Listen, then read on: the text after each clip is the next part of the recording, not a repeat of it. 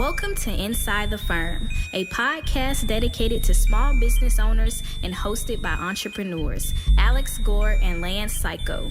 Each week, they take you on their journey of how to start, run, and grow a business by bringing you inside their architecture and real estate development firm. Get a behind-the-scenes tour of how these business leaders manage their clients and foster company culture while creating new and innovative projects. And now your hosts, Alex Gore and Lance Cayko.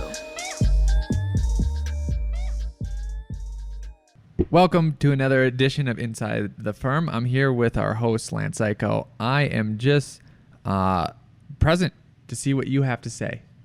So, tell you what, project conditions are changing, Mr. Gore, and there's a limited time to get things done. There's never enough time in the day, is there? No. Absolutely not. So it's good to have information at your fingertips. You know where I go for that? Yep. ARCAT.com. You didn't even let me answer. I was going to say ARCAT. I'm interrupting Lance. ARCAT.com provides architects, engineers, spec writers, and contractors with the most comprehensive libraries of building product content and design so you can quickly access it and efficiently. Even better, ARCAT is free and requires no registration. That's right, Al. They're not going to mine for your data. They're not a big tech giant person. Right. They're a website that supplies value. Thus, they're valuable. For free. So visit today and access the information you need now. ARCAT is a sponsor of this podcast, so it means everything to us. If you go to their website, check it out. Go to arcat.com today, ARCAT.com, and start building better content. Hey, Lance, I want a raise. Huh? Do you? Yeah. Why do you deserve a raise? Hey, that's a great question. Yeah. Maybe because I provide value to the firm. That's questionable. We're going to have to run the numbers on that. Okay. Well, if you're ever in question about how you provide value, two ways that you can do it is learn new skills. One new skill is being better at Revit. Being better at Revit not only helps you be more productive, but you can help your whole firm be more productive. I love that. Honestly, everybody's got to love that.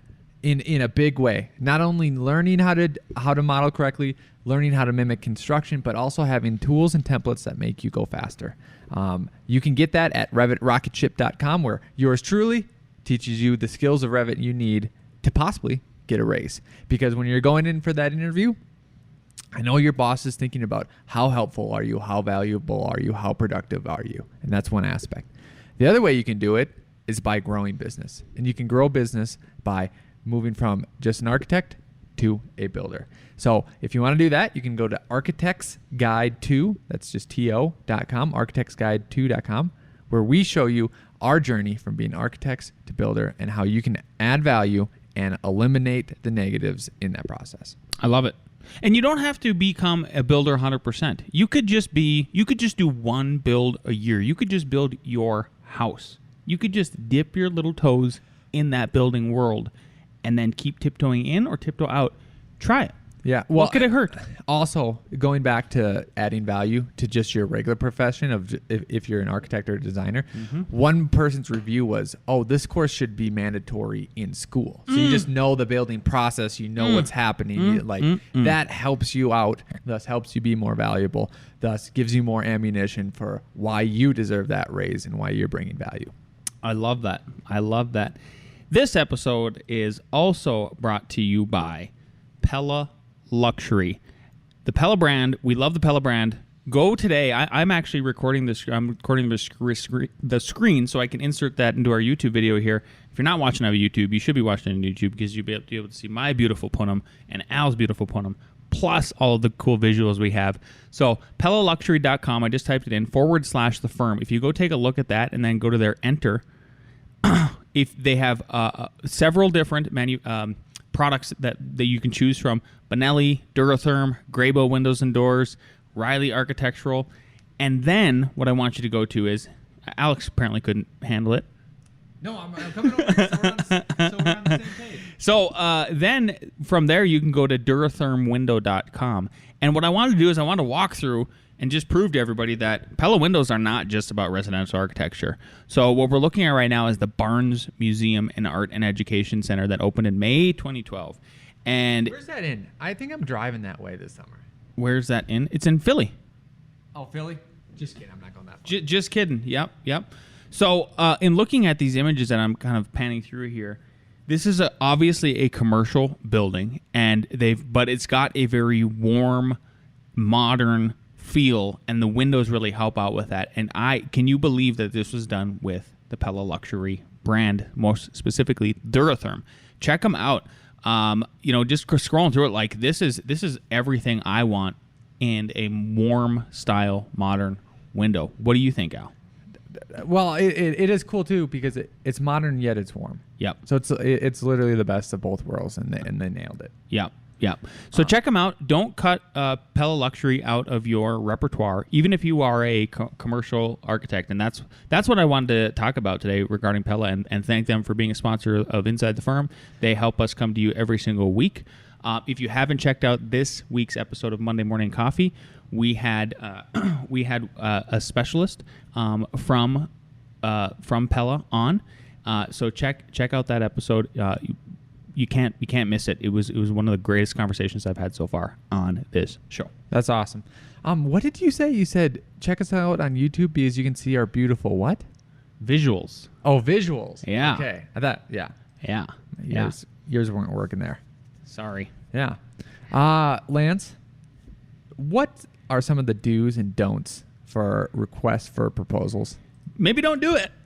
Oh, So the title of this interesting. The title of this episode is called.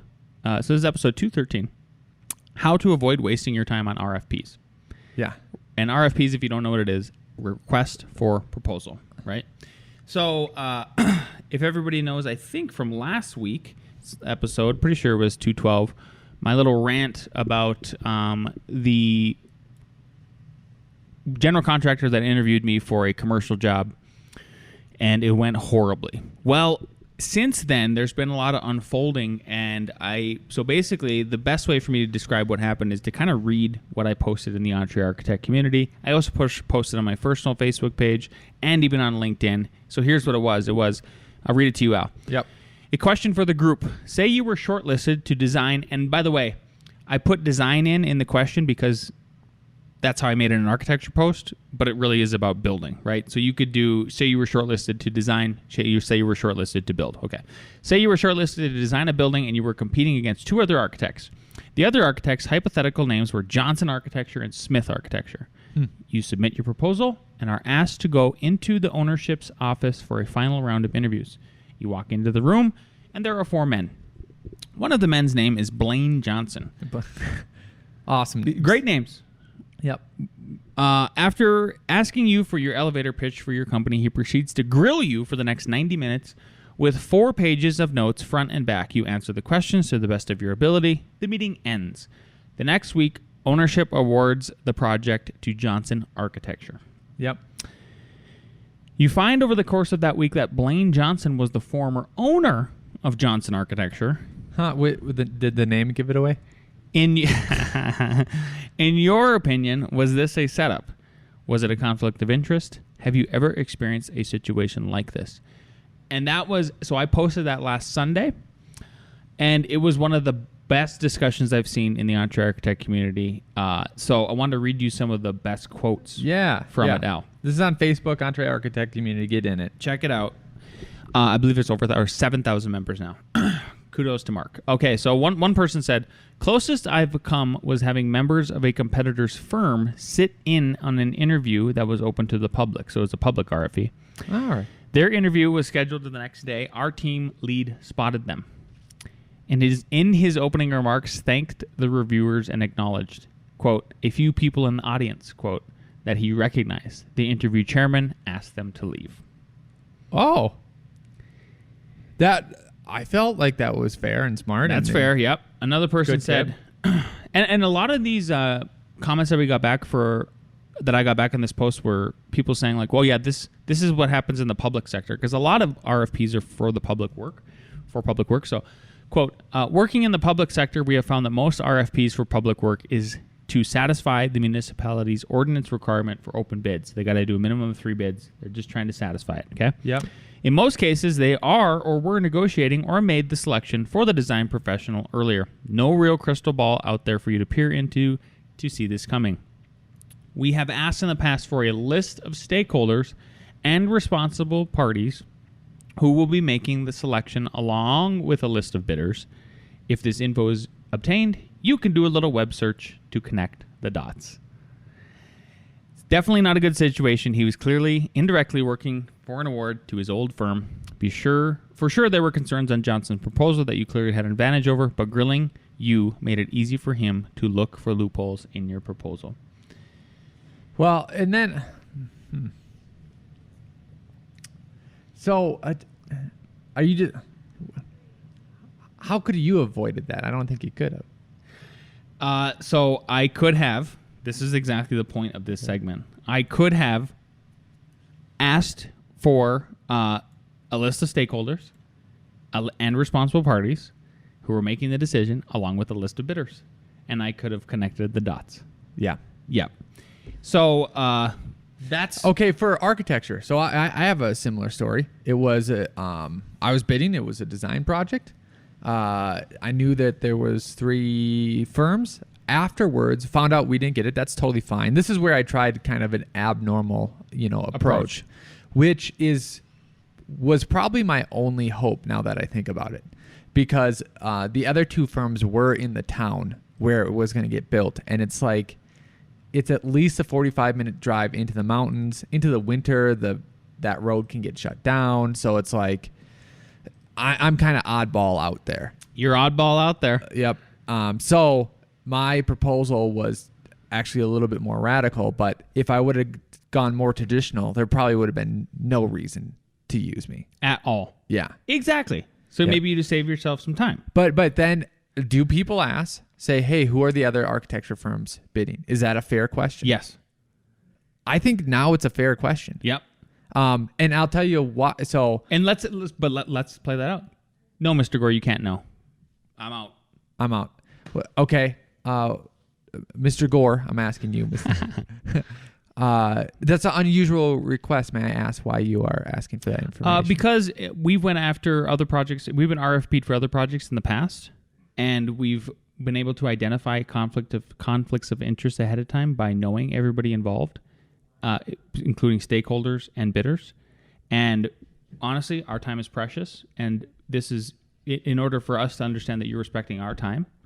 Then this is the kind of information I need ahead of time for me to understand if it's even if I even want to spend any more further time on this proposal. Yep. Yeah, and something like just things I would add. I like that. I like the last part that you put, but for this to be a great relationship, for this to be a great relationship, both parties have to be invested in it. And one of the reasons why I want to know who the other bidders are is honestly because there are a bunch of other good architecture firms. And we found out in the past, if there's a good architecture firm that's in that area, that's within 10, 15 minutes of it, that we know we line up in bids, there's no reason for us to go through this process. Like, there literally isn't. Like, just think a studio, like, let's say you were going against Studio B in Aspen and they have an office in Aspen. It's like, why are you even asking? Why are you even asking me? Yeah. Exactly. Yeah. And so then again, you could also use the public work analogy again, right? So you could say something to the tune of, and I'm going to lead this into another quote that we got back from somebody in the entree architect community. So you could say something to the tune of, I think it's a fair way. I think it's fair to compare a private RFP to a public RFP, because the processes are very similar. So, quote, for most public work, it requires a full disclosure of potential conflicts of interest by the proposing party. If the selection committee was for a public entity, Mr. Johnson would have to disclose the conflict and shouldn't be on the selection committee. I think this happens a lot more than we think. For public RFQs, I look at the timeline for preparation. If it's under 3 weeks, there's a strong possibility that someone has already been, quote, selected, and they are going through the motions to comply with the law, or to comply if it's a private nonprofit, like we both just interacted with. They're probably going through the motions to comply with their bylaws, or right, or a committee member that just said, or committee, or exactly, Yep. And there's going to be one committee member, and by all means, go after your 3 bids. I get that. So the summation was, and then there was some other good stuff I want to read to you. So like if quote, somebody said, if this was a public project, he should have recused himself. By not doing so, they could be obligated to throw out the RFPs rather. If it was a public project, you could have thrown this out because in hindsight, even you could have said, look, this is a conflict of interest. We need to redo this process over. Because I mean, to be as clear as possible, it's like if I left the firm and then was interviewing 4 firms and one of them was F9 for a project because I was on the committee, like, how is that not going to be a conflict of interest? Exactly. How is it not? Yeah. Somebody else said, sounds like they were always going to go with Johnson, but wanted to make the process look legit. The ethical thing would be for Blaine to either excuse himself from the entire selection process or at least disclose his relationship. Jack Roseberry, one of my favorite. The only reason I'm naming Jack is I think because he's been on this podcast, and I think he's okay with that. They were using you as a price point. If you landed the job, this guy would have tortured you. I thought the exact same thing. I thought you went too fast there. Say it again. The guy grilled you. Sorry, they were using you as a price point. If you had landed this job, this guy would have tortured you. Oh, yeah, that would have been super bad. Yeah, it would have been horrible. It would have been horrible. So, my summation of this is, I don't think it's worth it to go after RFPs in our world. The only ones because do your research ahead of going after one if you decide to do one. You're listening. We made the mistake twice, so learn from our mistakes so you don't have to make those mistakes and waste your time.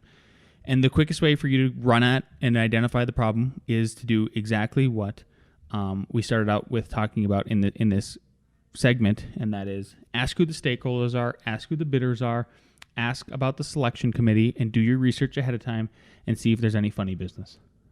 Exactly. And I wouldn't say eliminate it because from the stats from last week, I think the amount of revenue from new people through bidding is something like 20%.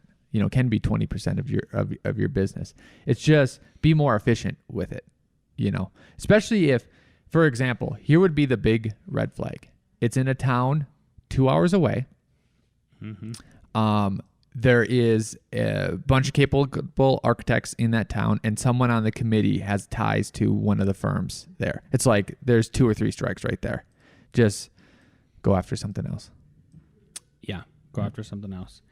Indeed. I don't think it makes any sense. And if you do, so I know Al just said maybe don't count it out entirely.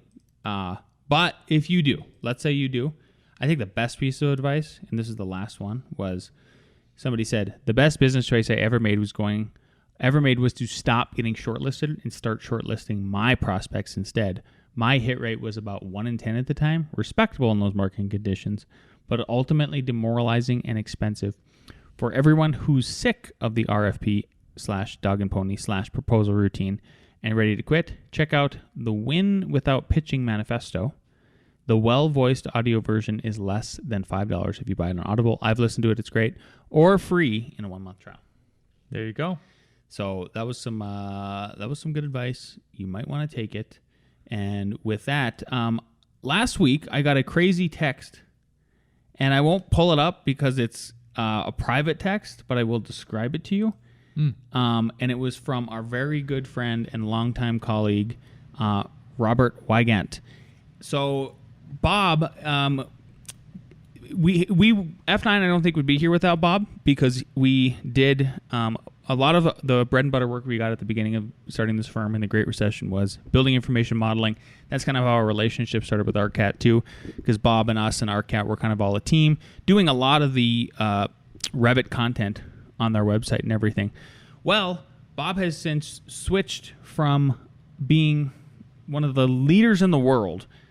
He's published, he's written several books about Revit, building information modeling, built probably more families than anybody on the planet.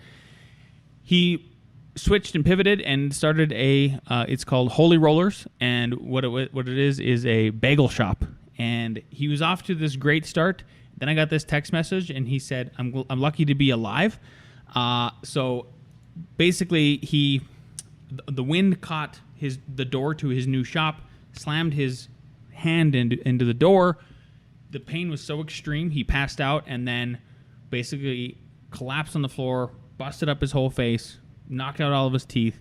It's completely nuts. And so we don't usually pitch any charity stuff here, but I would really appreciate it if everybody could go to, if they could just go to the Help Bob Wygant Fund. So it's Help Bob, and his last name is Wygant, Weygant Fund on GoFundMe, and I've got it pulled up here. If you're watching on YouTube, there's a $10,000 goal. 5745 has been raised so far, so he's getting close to it. People are still helping out, and basically, his friend Ryan is set this up, and he's fundraising for Bob, our good friend at Nottingham Unfiltered Admin. Bob had a terrible accident fall while finishing last-minute work for opening day at his new and much-anticipated bagel shop, bakery in Exeter, New Hampshire, Rolly Hollers. Rolly Hollers, sorry. Bob is in good hands receiving surgery at Mass General now. Unfortunately, this accident will delay the opening of the shop and comes at a vulnerable time for he and his family. And we would appreciate it if you would make a donation to Bob to help with his medical expenses. So he's in rough shape, and we owe a lot to him, so check that out if you can. Awesome. Will do. The Wall Street Journal has an article. Al? And it's about falling lumber prices. And I've heard about this, and it seems to be happening. Yeah, and for some reason I couldn't pull up that article, but now I've got it up. So I just Googled lumber prices are falling. Wall Street Journal. I don't know if it came up for you. The link didn't work for me. Yeah. But yeah, can you believe it? So lumber prices are falling back to earth. That's what they're saying. And here's why. So futures for July delivery ended Tuesday. This is literally a couple days ago. Yep. At $1,000 per 1,000 board feet, down 41% from the record, Al, which is earlier in May, of $1,700 per 1,000 board feet. Futures have declined 14 of the past 16 trading days, and now it's under 1,000. Let me look at the futures for today. So we are, let's see, lumber futures. Actually, it's snapped up. Sorry, my bad. No. It's $865. So that's not the worst. So I think help is coming on the way. But what I think everybody should be worried about is the last time lumber futures fell was in 2007. This dramatically. What are you trying to predict? What happened after that, Al? You got laid off because you were terrible. I got promoted to laid off because they're like, you're too good to work here. You should be doing something else, sir. So people got laid off because of the recession. Because of the recession. Yep. Yeah. I don't think it's that. I think it fell back then. It wasn't in a bubble. And, it correlated with the crash. This is in a, I don't know, COVID / the Fed and the government printing trillions of dollars bubble. Exactly. So we'll see if that transitory word comes true. I still am very skeptical. I don't think this is transitory inflation because I think there's two levels that we're experiencing. One is from purely demand, where people were demanding so much lumber that it caused it to inflate. And then the other reason is, we printed a lot of money. Then prices have to go up for commodities, regular stuff. So the bottom of, let's say the demand goes away. Great. They took away that level of inflation. There's still this other fat chunk at the bottom that is from Fed printing. Okay. What would it have to be? Because I would love it to be transitory and just like, it was just a debacle based on... It's just an anomaly. Yep. Just a blip. I think lumber prices would have to come back to like... Because they went up to 273% was the high? Yes. Something like that? Yep. And the record was, about 1,700 per 1,000 board. It has to break below 200%. Like, it has to be, like, even 100%. Like, it has to break below 100%. And retrace, honestly. And then housing prices, too. Like... Well, that's why I brought up 2007. Yeah. Yeah, but again, I'll state this, is if they go down 10, 15%, like, that's probably where they should be. And you shouldn't let people, alarmists get you all crazy about that. Get you all crazy. Yep. Yeah. Either way, prepare yourself. Do what you can. It's your life. Get your life. Yep. All of the above. What do we got next, Mr. Gore? I think we have our best friend, Nick, with Nick Reads. All right. Hello, best friends. I hope you all had a great week this week. A reading. Remembering that you're going to die is the best way I know to avoid the trap of thinking that you have something to lose. You're already naked. There is no reason not to follow your heart. Steve Jobs. Toodles. A little Toodle. All right. Short but powerful. Just a little baby Toodle. Short but powerful. I like the sentiment. I immediately want to push back. Come on. You even asked for Steve Jobs I did ask this for week. Steve Jobs. But it's like, yeah. Like you're, okay. That's very stoic. I don't know. When you have kids and stuff like that, you're like, oh, if I didn't have kids, the shit I would be doing is way different, I think. Would you actually be doing competition jiu-jitsu? Probably. What else? Anything else? I don't know.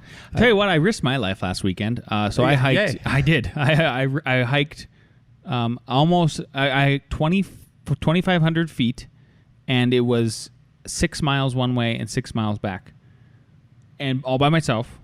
Yeah. I did have some personal protection. Yep. You know, in case there For was the a bear. burrs. For the bears, for the literally moose more than anything. Ooh. But if I would have fallen and broken my leg, probably wouldn't have been in good shape because nobody was around. Yeah. I mean, I hiked up to a lake that was 11,480 feet in the air. When I got there was 2 other fisher people, but they were only there for a half hour, and it was just me all by myself, little ants, for 2 hours. Very treacherous. Yep. Snow, can't see the trail. So I'm still doing it. Do you want to know? I guess me and Steve Jobs are best buddies. You guys are. Okay, survival. The best way to get out of a broken leg in an isolated area. You know what Cut you it need to- off. Thank you. You need to cut Cut it off. and instantly cauterize what you just cut off. Yep. And then Hopefully you don't pass out from the pain. Yep. As we talked about earlier with grab Bob. a stick, hobble back. That's what you need to do. You could even take the bone that you cut off and like make that the handle of the stick. Why not? And then make your way home. But just know that. Yep. If that ever happens. There you go. It's the first step. Should we bring down everyone for A.R.E. Jeopardy? Let's do a little A.R.E. Jeopardy.